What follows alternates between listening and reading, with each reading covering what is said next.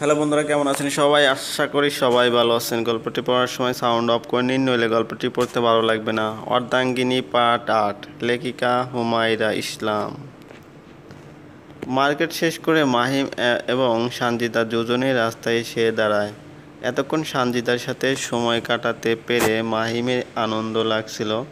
এত আনন্দ লাগছিল সে মুখে প্রকাশ করতে পারছে না। মাহিম বলে, চলো তোমাকে পৌঁছে দিয়ে আসি, আমি যেতে পারবো।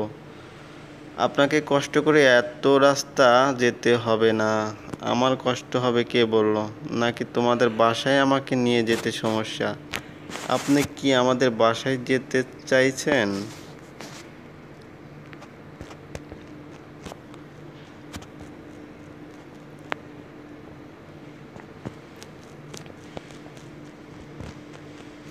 কেন, বাসায় গেলে কোনো প্রবলেম? না না, প্রবলেম হবে কেন? তাহলে চলুন। সানজিদা মাহিমকে নিয়ে নিজের বাসায় আসে। আসার সময় সে কয়েক রকম মিষ্টি আর ফল নিয়ে আসে। কারণ হবু শ্বশুর বাড়িতে দ্বিতীয়বার আসা, খালি হাতে আসলে লজ্জায় পড়তে হবে। যদিও সানজিদা মানা করেছিল এত কিছু না আনতে, কিন্তু মাহিম সানজিদার কথায় পাত্তা দেয়নি। সে নিজের মতো করে বাজার করে এসেছে। বাসার মেইন দরজা খোলা, তাই কষ্ট করে কলিং বেল বাজাতে হয়নি সানজিদাকে। সানজিদা মাহিমকে নিয়ে বাসায় প্রবেশ করে। আব্দুল সাত্তার সাহেব ড্রয়িং রুমে বসেছিলেন। মাহিমকে সানজিদার সাথে দেখে তিনি খুবই অবাক হলেন। গতকাল বিয়ে ঠিক হয়েছে, আজকেই দুজন দেখা করছে। এই বিষয়গুলো সাত্তার সাহেবের একদম পছন্দ হয় না। আজকালকার ছেলে মেয়েদের এই এক বড় সমস্যা। বিয়ে ঠিক হলে দেখা যায় দুজনে নিজেদের মতো করে দেখা সাক্ষাৎ শুরু করে। এই জন্য বিয়ে ঠিক করে না রেখে যত তাড়াতাড়ি সম্ভব বিয়ে হয়ে যাওয়াটা তিনি বেটার মনে করেন। মাহিম এগিয়ে গিয়ে বলে, আসসালামু আলাইকুম আঙ্কেল। আব্দুল সাত্তার সাহেব মলিন মুখে বলেন, ওয়ালাইকুম আসসালাম। আব্দুল সাত্তার সাহেব চোখ তুলে মেয়ের দিকে তাকালে সানজিদা মাথা নিচু করে ফেলে। রেহেনা বেগম দুপুরে রান্না শেষ করে রান্নাঘর থেকে বের হয়ে মাহিমকে দেখে অবাক হন। মাহিম রেহেনা বেগমকে দেখে এগিয়ে এসে সালাম দেয়। রেহেনা বেগম বলেন,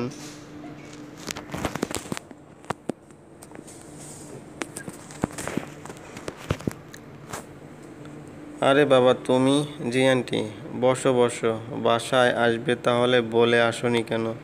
আসলে আন্টি, আমি আগে জানতাম না বাসায় আসবো। শপিংয়ে সানজিদার সাথে দেখা হয়ে গেল, তাই ভাবলাম ওকে বাসায় পৌঁছে দিয়ে আসি, সাথে আপনাদের সাথে দেখাও করে যায়।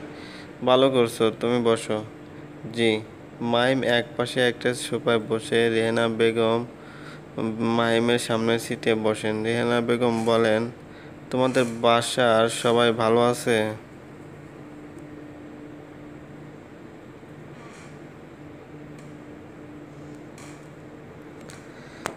আলহামদুলিল্লাহ, সবাই ভালো আছেন। মাহিম সানজিদাদের বাসায় অনেকক্ষণ থেকে সবার সাথে কথা বলে। সানজিদার বাবার সাথেও অনেকক্ষণ গল্প করে। সন্ধ্যার দিকে সে নিজের বাসায় ফিরে আসে। মাহিম অনেকটা ক্লান্ত হয়ে পড়ে এত সময় ঘোরাঘুরি করার জন্য। বাসায় এসে সে বাহিরের জামা কাপড় নিয়েই শুয়ে পড়ে। তন্নি মাহিমকে বাসায় আসতে দেখে সেও মাহিমের রুমে আসে। এসে দেখে মাহিম বিছানায় টান টান হয়ে শুয়ে আছে, চোখ দুটি বন্ধ।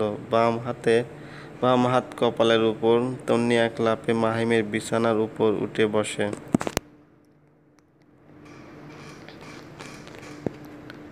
তন্নি হঠাৎ বিছানায় উঠার কারণে মাহিম হাত ছড়িয়ে তাকিয়ে দেখে তন্নি। মাহিম বলে, ও তুই? হ্যাঁ। তুই কাকে মনে করছিলি? ভাবিকে? না, আমি মনে করছিলাম বিল্লিকে।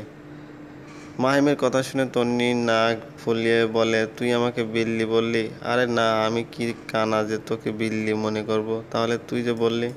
বোন, তুই এখন তোর রুমে যা, আমার খুব ক্লান্ত লাগছে। এখন তোর বক বক ভালো লাগবে না।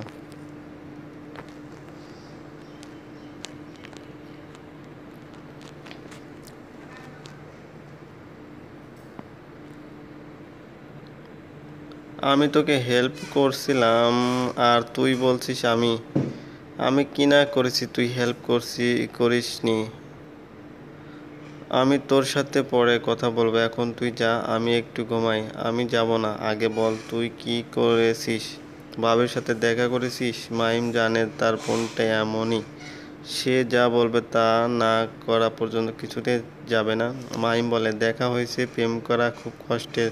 তুই কি মনে করেছিলি খুব সোজা, অন্য কেউ মাছ মেরে রেঁধে এনে সামনে দিবে আর তুই শুধু শুধু খাবি? এমনটাই মনে করেছিলাম। জানিস সানজিদা আমাকে এত প্রশ্ন করেছে যে আমি ভালো করে উত্তরই দিতে পারছিলাম না। আমার কেমন জানি নার্ভাস লাগছিল। তুই একটা গাধা, উল্টাপাল্টা কিছু করিসনি তো? মাহিম শোয়া থেকে উঠে বসে বলে, করিনি, করতে গিয়েছিলাম, তা তোর জন্যই সবটা হলো। আমার জন্য? আমি আবার কি করলাম? তুই তো করলি, তুই বললি শপিং পার্কের সামনে গিয়ে দাঁড়িয়ে থাকবি। আর ভাবি যদি জিজ্ঞেস করে তুমি কেন এখানে কি করছো, তাহলে বলবি আমি শপিং করতে এসেছি। তো কি হয়েছে? এটা তো লেডিস শপিং পার্ক। আমি তো ভুল করে বলে ফেলেছি আমার জন্য শপিং করতে এসেছি। কত কষ্ট করে মিথ্যে কথা বলেছি পরে, আর একটুর জন্য আমি ধরা পড়ে যেতাম। এতে আমার দোষ কোথায়? তোকে কি বলে দিতে হবে, কোথায় কি বলতে হবে? লেডিস শপে লেডিস ড্রেস পাওয়া যাবে, এটা কি নতুন করে তোকে শিখিয়ে দেব? আমি বরং একটা কাজ করি, তোর উপকারে আসবে। কি কাজ? আম্মুকে বলি তোকে আবার ফিডার খাওয়ানো শুরু করো। আবার ছোট থেকে বড় হবি, নতুন করে সব শিখবি, তখন না হয় আমি তোকে হাতে ধরে প্রেমটা শিখিয়ে দেব। চুপ কর তো, আমাকে বিপদে ফেলে আবার মজা নিচ্ছিস। আমার জন্যই তুই ভাবিকে দেখতে পেলি, আর এখন আমাকেই দোষ দিচ্ছিস। আমার ট্রিট কোথায়? নাকি আমাকে ট্রিট দিতে হবে বলেই এত বাহানা খুঁজছিস? গিয়ে দেখ, তোর সব কিছুই এনেছি, এক্সট্রা আরও কয়েকটা ড্রেসও এনেছি। ড্রেস?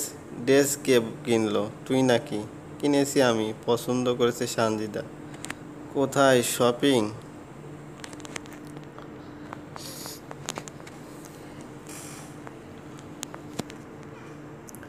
ড্রয়িং রুমে রেখে এসেছি। তন্নির মাইমের রুম থেকে বের হয়ে দেখে ড্রয়িং রুমে সবগুলো প্যাকেট।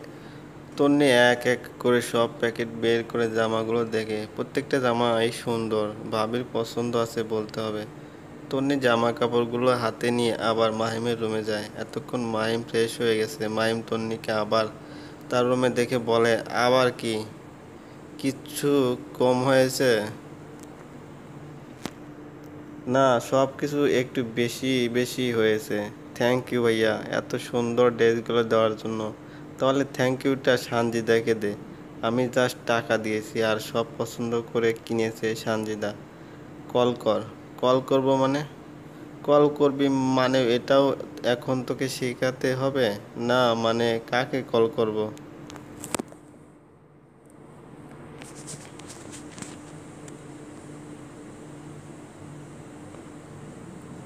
ভাবিকে কল করবি, ভাবিকে থ্যাংক ইউ দেবো, কল কর। থ্যাংক ইউ দিবি তো ভালো কথা, তোর কি হাত নাই? তুই কল কর।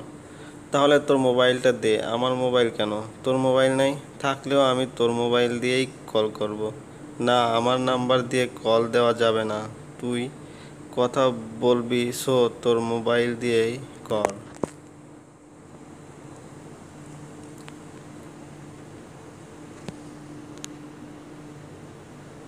তোকেও একটু কথা বলতে দিব, এখন মোবাইলটা দে, কথা বলবো। তন্নি মাহিমের মোবাইলটা জোর করে মাহিমের কাছ থেকে নিয়ে তন্নিকে কল করে। মাহিম বলে, আজ বিপদে পড়েছি বলে সবাই আমাকে যে যার মতো করে ঘোরাচ্ছে, আমারও একদিন সময় হবে।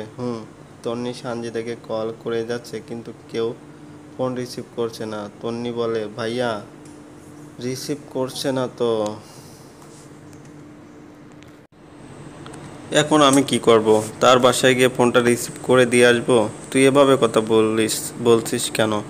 এখন তুই যা তো, পরে এসে কথা বলিস। তন্নি মুখটা কালো করে মোবাইলটা বিছানার উপর রেখে রুম থেকে বের হতে নেবে, এমন সময় মাহিমের মোবাইলের রিংটোনটা বেজে ওঠে। তন্নি দৌড়ে এসে মোবাইলটা হাতে নিয়ে দেখে সানজিদার নাম্বার। তন্নি ফোনটা রিসিভ করে। তন্নি কিছু বলার আগেই সানজিদা বলে, আসসালামু আলাইকুম।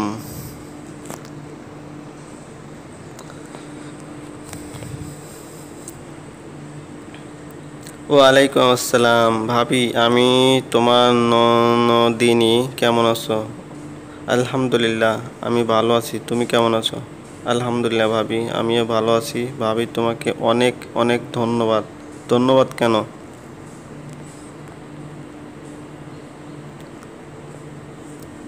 এত সুন্দর সুন্দর ড্রেস কিনে দেওয়ার জন্য। আমি কিনে দেইনি, আমি জাস্ট চয়েস করে দিয়েছি। ভাবি, এটা কম নয়। ভাইয়া জীবনেও এটা করতে পারতো না। ভাবি, তোমাকে একটা কাজ দিব। কি কাজ?